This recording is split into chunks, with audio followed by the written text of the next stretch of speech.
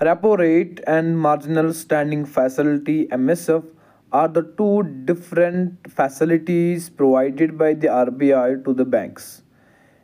In context of repo rate, it means the rate at which the commercial banks or scheduled banks gets the loan from the RBI, means the short term loans with collateral, means कोई वो गिरवी रखते हैं कुछ bankers के साथ, RBI के साथ, तो after a particular date they get this particular in return, तो उनको वो रिटर्न मिलता है।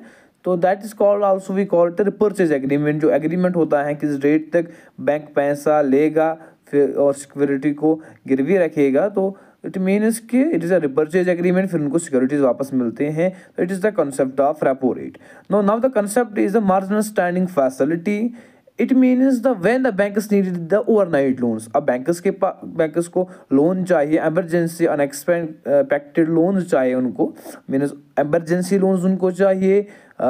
तो ओवरनाइट लोन्स, हम तुरंत लोन्स बोलते हैं, तुरंत जो उनको लोन्स चाहिए, तो उस टाइम क्या होते हैं, एक विंडो आरबीआई ओपन करता है टुवर्ड्स द बैंकर्स, जिसको हम बोलते हैं मार्जिनल स्टैंडिंग फैसिलिटी।